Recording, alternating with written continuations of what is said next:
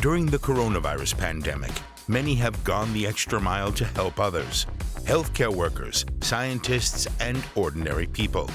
We look to Peru, where lots of children have lost their parents to COVID-19 and need assistance. And to South Africa, where researchers discovered the Omicron variant. But first to India. According to official figures, more than 5.5 million people work in the healthcare sector there. Most are women who feel they never get the recognition they deserve. So at the start of this year, they took to the streets, time and again. Usha Lodi wakes up early every morning. She helps her paralysed mother eat and change her clothes, and looks after the medical needs of her father, who's suffering from asthma.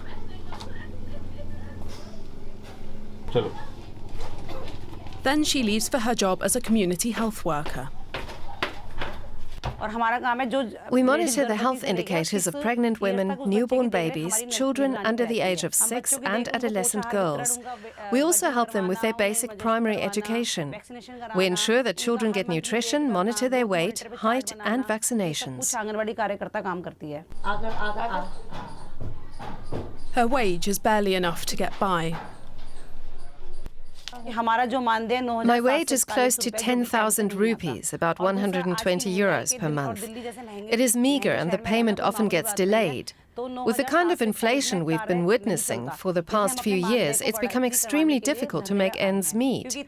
We have to struggle even for basic amenities like cooking gas, cooking oil, medicines for sick parents and other basic needs.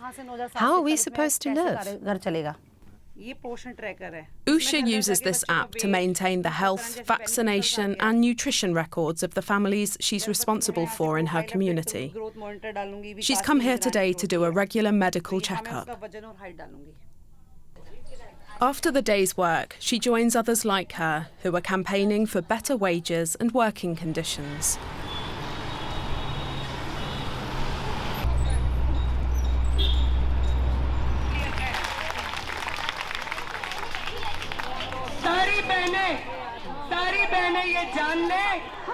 We've been protesting for more than a month now. We need permanent, regular work contracts. Our salary should be increased and we should get benefits like pension and provident fund coverage. Millions of these female health workers have been the backbone of the country's healthcare system. They've been on the front lines of India's efforts to deal with the coronavirus pandemic. One of the key issues that concerns all the Anganwadi women across India is that they should be regularized as permanent employees. Their work should be recognized as work and not as voluntary work. Economists believe losing these health workers will impact essential medical services nationwide. Contribute to not only the well-being of those set of children, but because they are laying the foundation for adult life, they are contribute to adult productivity, future income growth, the entire economy really. So the work that they do is really crucial. It's the basis for building a just and equitable society. And the tasks that they do are also quite tedious. So not recognizing them as workers and leaving this very important task to what you call volunteers is unfair to both the beneficiaries of the program, the citizens who you're serving, as well as to the Anganwadi workers who are providing these services. These workers are pivotal to India's COVID vaccination program. But will their demands be met? Most of us come from poor families. Our MLAs and MPs should try and live their life with 10,000 rupees or 120 euros per month. Even during the peak of the COVID pandemic, when most people were sitting safely inside their homes, we did door-to-door checkups without proper personal protective equipment and health insurance. We will not give up until our demands are met. From India to Peru, where families are often large and close-knit. Since the pandemic started, extended families have become more important than ever, as many children lost their parents. At least some have been lucky enough to be taken in by relatives. Jose Luis was once very talkative and lively, but that came to an end a year and a half ago when his mother died from Covid-19. He and his 3 brothers were abandoned by his father. They're now under the care of their aunt, Gabriela Zarate. It's a huge responsibility for her to take care of the 4 boys, along with 5 children of her own. My sister said, I want all 4 of my children to be with you. I don't want them to be separated. 9-year-old Jose Luis is one of around 100,000 children who have been orphaned by COVID-19 in Peru. Of the 4 brothers, he was the one who spent the most time with his mother, and he is the one most overcome with grief.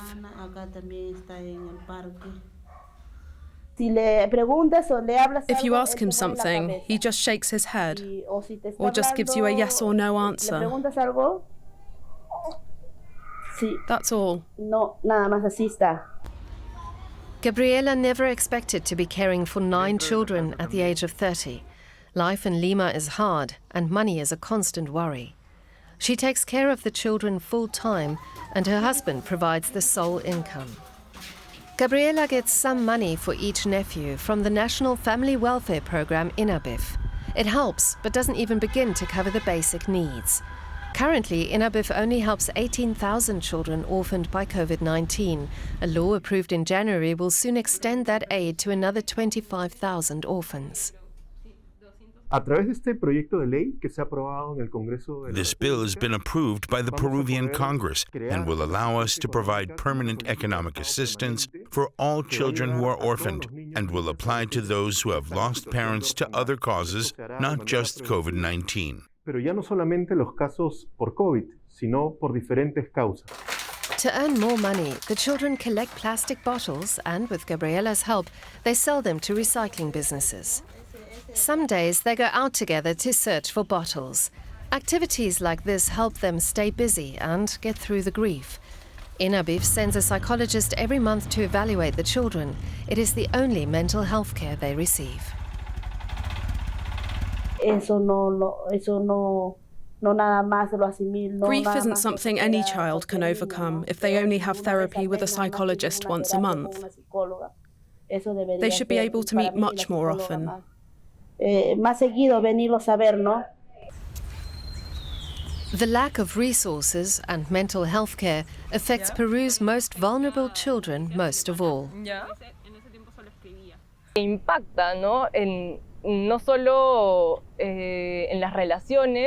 not only affects relationships, but also children's ability to learn, their physical health, and their ability to socialize. We're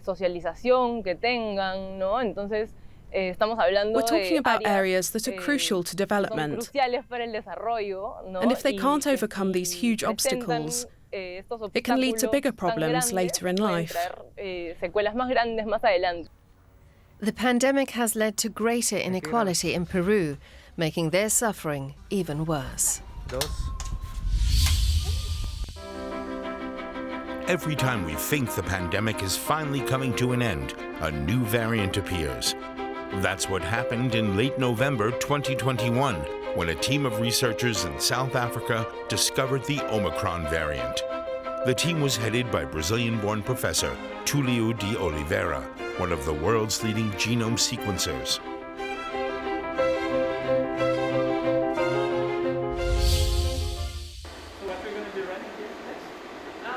This is the room where the Omicron variant of COVID was first discovered. Okay. And you're going to put a run? Yeah. Professor Tulio de Oliveira of Stellenbosch University in South Africa leads a team conducting the genomic surveillance of deadly pathogens in a €100 million research facility.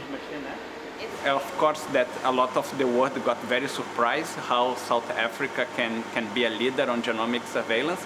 But we were not surprised because we have been leading on genomic surveillance of other pathogens for the past 20 years. It was this experience that set South Africa apart from the rest of the globe's scientific community in isolating, identifying and revealing Omicron. South Africa may be a middle-income country dealing with rampant unemployment, stubborn poverty, and one of the highest rates of inequality in the world. But its scientists are world leaders, leveraging the experience gained from over 3 decades of managing one of the globe's highest rates of HIV and AIDS, to be among the first to discover the intricacies of Covid-19 and its variants. One thing that people don't realize is that in addition to the Omicron, we also detect the first variant was the Beta, and was with our tip and guidance that the United Kingdom identified the Alpha. So in reality, we have helped to identify 3 of the 5 variants of concern. There was a hypothesis that a cluster of new COVID-19 infections in Johannesburg, South Africa's economic capital, were behaving differently than previous variants. He and his team worked around the clock to make the Omicron discovery, with hundreds of samples flown down to his lab overnight in mid-November 2021. We did everything from beginning to the end in 36 hours, which was a lot of pressure, but we had a very clear line of communication, and that was reviewed by all the top scientists in the world. And this was crucial because that's what allowed not only the world to understand that boosting against the Omicron would save lives. And that's what we did. In South Africa, we had very small number of deaths on the Omicron wave. And we think that our very quick scientific results helped the world to also have a lower level of deaths. But the discovery did not come without its costs. South Africa's economy took an immediate hit as the government extended lockdown measures in response to the announcement, while travel bans to and from the country were immediately imposed by the majority of the global community. And the team's lives were also immediately put in danger. We received many threats, many death threats. At a given time, we had to put like armed security in the entrance of the university because we could carry our work. And the big lesson to the world is that they should make mechanisms that don't penalize countries to identify new pathogens. Otherwise, we're going to have more and more epidemics and pandemics that are not identified early. The stress of Omicron's discovery has taken its toll. But Professor de Oliveira believes that as professional pressure increases, so should efforts to stay sane and healthy, both mentally and physically. So in order to relax in this kind of environment, you have to take almost every tool that we have in the kind of mental health basket. So in our lab, we laugh a lot, we tell jokes, we play a lot. I do a lot of exercise, especially in nature, long hikes in the mountains, go a lot to the beach. And also for me, meditation works well. Every morning I wake up around 5 a.m. and do a session of meditation before the day starts. After almost 30 years as a genome sequencer, Professor de Oliveira believes the future of his profession lies in computing, and that anybody who wants to follow in his footsteps needs to be dedicated and patient. The main advice to young people that want to become a scientist or a genomic scientist, is to invest a lot of time, not only on learning the lab techniques, but learning the coding, computer coding, software development, because these days, all the data that we produce in this lab is completely automated. And after 27 years in South Africa, he has no plans of moving abroad. Even though he may have been thrown into the global spotlight and his genomic surveillance skills are in high demand elsewhere. I always had a passion to work on science that can help to save lives. And South Africa is a great place from that. And that's why we devote a lot of our time to working with science, but also inform governments on how better to respond to epidemics.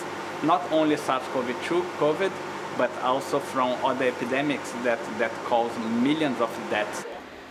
The coronavirus may have made Professor de Oliveira famous beyond the borders of South Africa, but he remains committed to his humble approach to solving some of the world's most pressing health problems.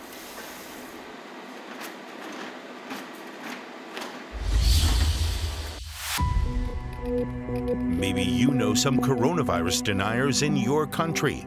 In a village in Poland, some people are so afraid of anti-vaxxers that they get their COVID jabs in secret. Barely 22% of the villagers are vaccinated. The mayor and a local doctor feel they're fighting a losing battle.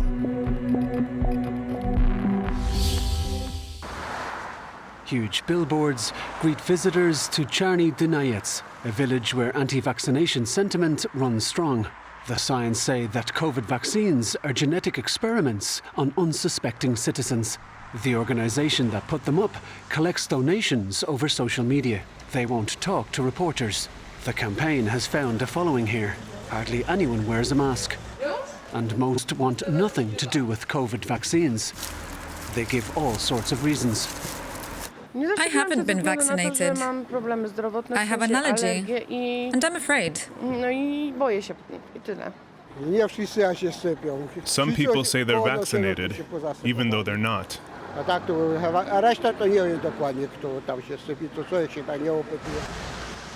Nearly 80% of people are unvaccinated. The authorities in the community of 16,000 seem unconcerned. Hardly anyone in the town hall is wearing a mask, and those who are usually don't cover their mouth and nose, even though officially masks in this public building are mandatory. Mayor Marcin Ratowski did launch a vaccination drive, but that was quite a while ago. To be honest, the topic here is taboo. It's just not talked about. The people in this region believe in free will, and that everyone should decide for themselves if they want to get vaccinated or not. Yet the virus has also come to Czarny Dyniec. Recently, 3 people died of it here within just 10 days. At the health centre, Dr. Teresa Pazic tries to convince her patients to get vaccinated, with limited success. I feel tired of this pandemic and a bit helpless. Above all, I think it's a lack of education that's keeping people from getting vaccinated. As a medical professional, of course, I believe vaccines are the greatest blessing of the 20th and 21st century. But most people here aren't interested. The health centre administers only 20 vaccinations a month.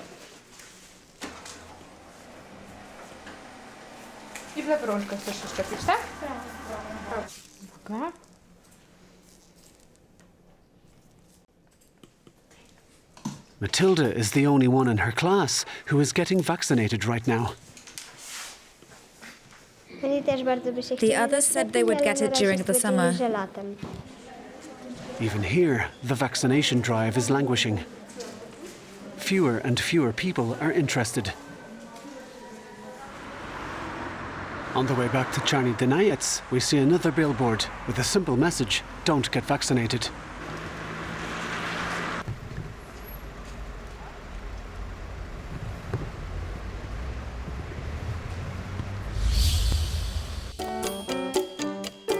Since the start of the pandemic, DW's Derek Williams has been intensively following the latest coronavirus research and answering your questions.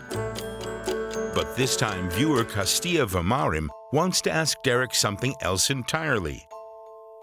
Did you read all those books behind you, or is it just a green screen? The bookshelf behind me is not a green screen. It stands in my living room, but I know that some people are going to want proof. So here it is. See? Not faking it.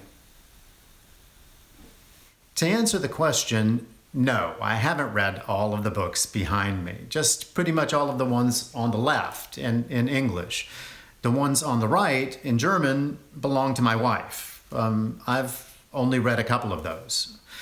To be perfectly honest, I haven't read as many books in the last couple of years as I used to, because I've spent way too much time reading other stuff on my computer, most of it involving some aspect of COVID-19, everything I could get my hands on that had to do with that day's topic. There were a lot of times when it was really satisfying, but I confess that I've gotten pretty tired of the whole pandemic thing. My producer wanted me to talk about what it was like to report from home more or less every day for 2 years. I'd love to say something profound, but I bet my story isn't really all that much different than millions of other people stuck working from home, except I happen to appear on TV every day. I just did the best I could. There were some really great days, and then there were some not so great ones. Winters were hard. Rituals helped, and it felt like what I was doing was meaningful. And I learned a lot.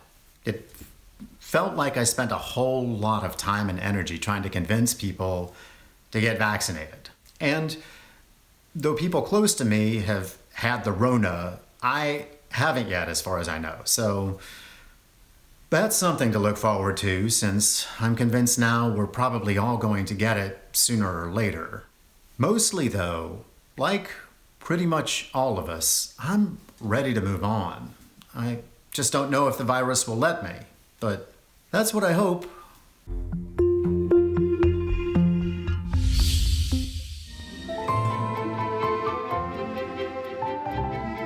Even before the pandemic hit Bangladesh, many parents married their daughters off before their 18th birthdays.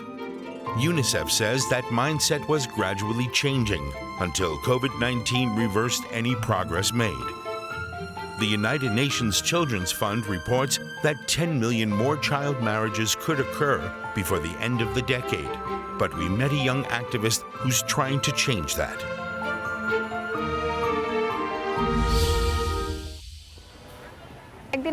One day I asked my mother what her favorite childhood memory was. She said when a girl marries at 13, she doesn't have good childhood memories.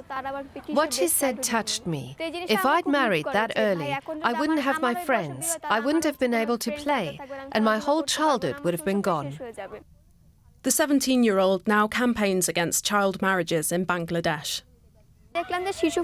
One day I saw some children having a meeting for the platform Child Forum. They work to stop child marriages and torture against children. I filled out a form and signed up for trainings on leadership and different aspects of the campaign against child marriages. I've been working with Child Forum since I was 10. From 2020, when the pandemic started, to September 2021, we stopped almost 700 child marriages. Reba and her team, for instance, managed to stop Sumaya's marriage. She was not ready for marriage. However, with the uncertainty about the reopening of schools because of COVID, her mother thought it was better to marry her off, since it was difficult to cover her educational expenses. She also had other children to feed. I learned about it just 2 days before the marriage, at around 11 p.m. It was late to get the team moving, but I talked to all of them. The next morning, with help from officials and influential people in the area, we convinced the family to stop the marriage. Now Sumaya can study. Child marriage is a huge social problem in the South Asian country.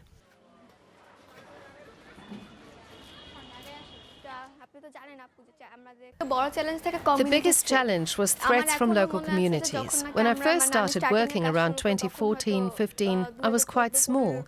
How tall can a person be at the age of 10? I used to get calls with threats of kidnapping. They said my family would be in danger and threatened me in different ways. Sometimes it wasn't even safe to stay at home. According to local NGOs, 59% of women get married before turning 18. 22% of them marry even before age 15. Studies revealed that during the COVID pandemic, the number of child marriages increased drastically. We hope that the children whose marriages we stopped can continue their education. Marriage is not a solution to everything. Women can do a lot with their lives if they want. Reba and her team also raise awareness about the adverse effects of child marriage. They're supported by the World Vision NGO. Reba hopes the practice of child marriage will end once and for all in Bangladesh.